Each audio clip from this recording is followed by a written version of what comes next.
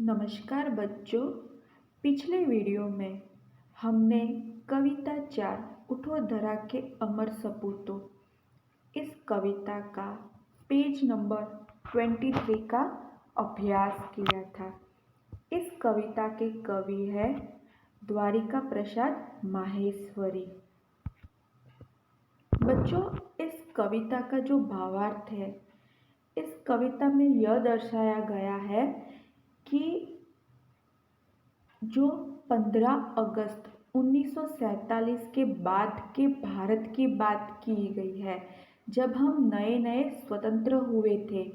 कवि कहते हैं हमें अभी अभी आज़ादी मिले है, हमारे देश में अभी बहुत सारी समस्याएं हैं।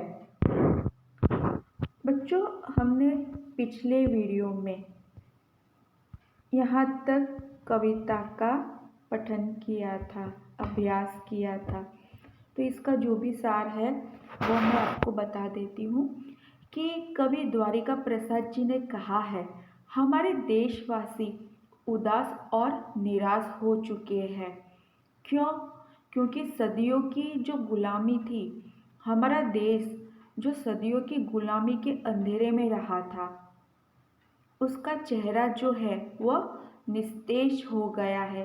निस्तेज यानी कि उसके चेहरे का जो चमक है वह चली गई है, उसके चेहरे से चमक चली गई है। कवि समाज के लिए नव निर्माण की बात करना चाहते हैं, यानी कि यह जो समाज है वह अभी भी वही गुलामी की जंजीरों में ही जकड़ा हुआ महसूस कर रहा है। तो हमें लोगों को इस परिस्थिति में से बाहर निकालना है और एक नए युग का निर्माण करना है, रचना करनी है। इस समाज का पुनः यानी कि फिर से नया निर्माण करना है, परंतु दुखी मुरझाए चेहरे उस नव निर्माण को करने में सक्षम नहीं हो पाएंगे। उसके लिए चेहरे पर चमक होनी आवश्यक है, जरूरी है। वह चमक तब आएगी जब मनुष्य का हृदय प्रफुल्लित होगा। आइए बच्चों, हम आगे कविता का अभ्यास करते हैं।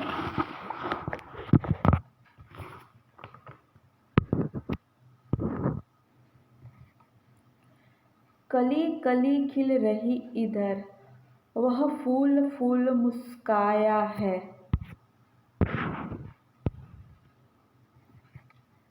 धरती माँ की आज हो रही नई सुनहरी काया है।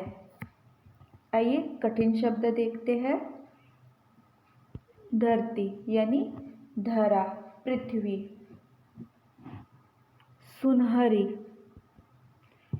इस शब्द का अर्थ है सोने जैसी चमकीली।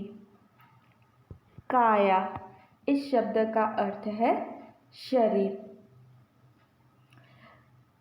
कवि इस पंक्ति का भाव स्पष्ट करते हुए कहते हैं कि इधर धरती पर जो कलियां है खिलकर फूलों का रूप लेकर मुस्कुरा रही है। हमारे आज़ाद भारत में जो सूर्य निकला है, उस सूर्य की किरणों के कारण आज जो धरती है वह सुनहरी लग रही है।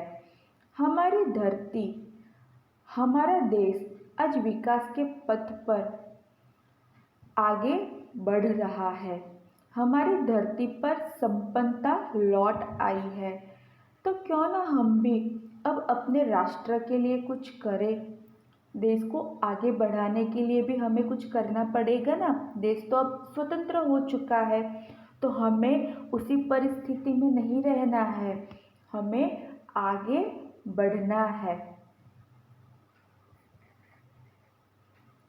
नूतन मंगलमयी ध्वनियों से गुंजित जग उद्यान करो, उठो धरा के अमर सपूतों, पुनः नया निर्माण करो।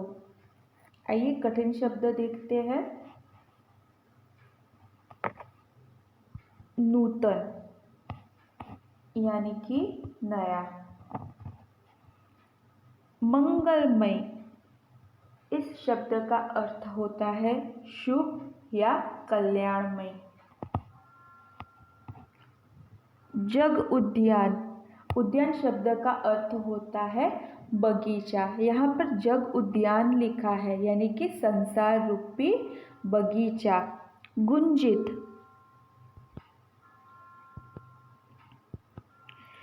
गुंजित यानी कि यह जो ध्वनि होती है, आवाज़ होती है वह, और ध्वनि शब्द का अर्थ भी आवाज़ होता है। उठो धरा के अमर सपूतों, पुनः नया निर्माण करो। कवि कहते हैं जगत रूपी उद्यान यानी कि संसार रूपी जो बगीचा है उसे गुंजित करो। बच्चों, आपने बगीचा देखा ही है। बगीचे में जो पक्षी होते हैं वह अपनी बोली से, अपनी आवाज़ से, मीठी मीठी आवाज़ से, है ना, पूरा बगीचा उनकी ध्वनियों से गुंजित कर देता है। तो कितना सुनने में अच्छा लगता है ना बच्चों। वैसे ही जैसे बगीचे को जो पक्षी है अपनी आवाज़ से गुंजित करते हैं, तो वैसे हम इस संसार को कैसे गुंजित करेंगे, हम कैसे ध्वनियों से भरेंगे। तो बच्चों, इस संसार रूपी बगीचे को हम अच्छी अच्छी आवाज़ों से, अच्छे अच्छे कल्याणमय, शुभ, खुशी के गीतों से गुंजित करेंगे। क्यों? क्योंकि अब नया निर्माण करना है। अब हम स्वतंत्र हो चुके हैं और अब हमें कुछ अलग करना है। आइए आगे पढ़ते हैं। सरस्वती का पावन मंदिर, शुभ संपत्ति तुम्हारी है। तुम में से हर बालक इसका रक्षक और पुजारी है। बहुत ही अच्छी पंक्ति है बच्चों। यह खास जो विद्यार्थी है उन्हीं के लिए है। चलिए पंक्ति स्पष्ट करते हैं। सरस्वती का पावन मंदिर। पावन शब्द का अर्थ होता है पवित्र, शुभ यानी कि मंगलमय। संपत्ति, संपत्ति शब्द का अर्थ होता है दौलत।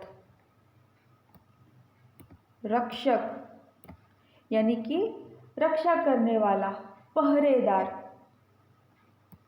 पुजारी, भगवान के मंदिर में जो पुजारी होता है वह। देखते हैं सरस्वती का पावन मंदिर, यानी सरस्वती का पावन मंदिर। इस पंक्ति से अर्थ यह है कि विद्यालय। जो सरस्वती माता है वह विद्या देही है। पाठशाला, हम पाठशाला, विद्यालय में ज्ञान प्राप्त करने जाते हैं। केवल पुस्तक का ही ज्ञान प्राप्त नहीं करना है बच्चों, हर एक जगह हर एक प्रकार का ज्ञान प्राप्त करना है। सरस्वती माता का जो पावन मंदिर यानी कि जो विद्यालय है वह शुभ संपत्ति है। जो हम विद्या प्राप्त करते हैं वह भी एक प्रकार की दौलत है। विद्यालय पर किसका अधिकार होता है? उस पर छात्रों का, स्टूडेंट्स का अधिकार होता है। इस विद्यालय की रक्षा करने वाले भी तुम ही हो और पुजारी भी तुम ही हो। इस संपत्ति का सम्मान करना चाहिए। यह जो विद्या रूपी दौलत है, यह कोई चोर इसे चुरा नहीं सकता।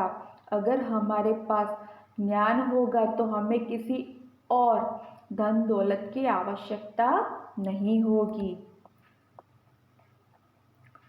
सत सत दीपक जला ज्ञान के, नव युग का आह्वान करो।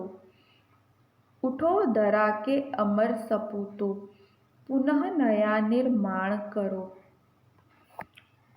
सत सत यानी 100 दीपक इस शब्द का अर्थ है दिया। आह्वान यानी कि ललकारना, पुकारना। पुनः यानी कि फिर से। निर्माण यानी कि रचना करनी, सृजन करना, बनाना आदि।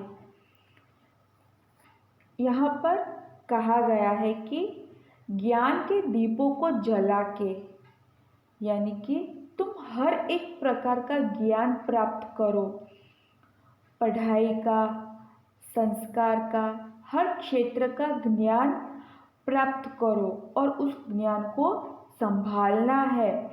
संभालने के साथ साथ उस ज्ञान का उपयोग भी करना है। किसके लिए? हमारे देश को आगे बढ़ाने के लिए। ज्ञान प्राप्त करके एक नए युग की शुरुआत करो। ललकारो, पुकारो कि एक नया युग शुरू हुआ है। अपने ज्ञान को फैलाओ, उपयोग करो लोगों के लिए, अपने देश के लिए, ताकि लगे, हकीकत में लगे कि एक नया युग शुरू हुआ है। उठो धरा के अमर सपूतो, पुनः नया निर्माण करो।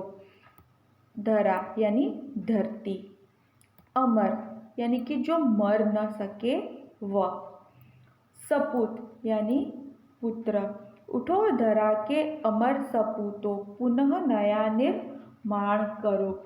हे सच्चे पुत्रों धरती के, तुम लोग उठो और नया निर्माण करो।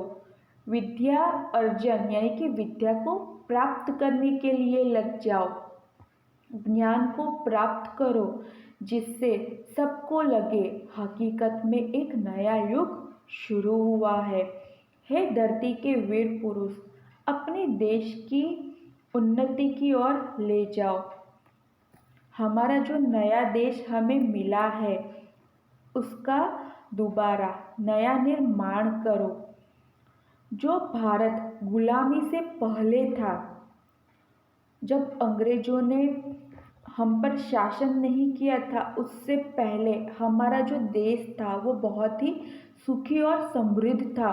उसे सोने की चिड़िया कहा जाता था। तो अब दोबारा अपने देश की तरक्की की ओर ले चलो। ठीक है बच्चों? तो बच्चों, इस कविता में हमने सीखा कि हमारे देश में अंग्रेजों की गुलामी, अत्याचार सहे थे। बहुतों ने अपना सब कुछ त्याग कर आज़ादी दिलाई। अब हम स्वतंत्र हो चुके हैं, आज़ादी तो मिल गई है। अब इस देश का निर्माण करना है, देश को आगे बढ़ाने का काम, उसका विकास हमें करना है। ठीक है बच्चों? तो आपको यह जो कविता है एक बार शांति से इसको पढ़ना है, कठिन शब्द पढ़ने हैं और यह जो कविता है वह आपको हिंदी की नोटबुक में अच्छे अक्षर में लिखनी है और जो शब्दार्थ है वह भी आपको लिखने हैं। धन्यवाद।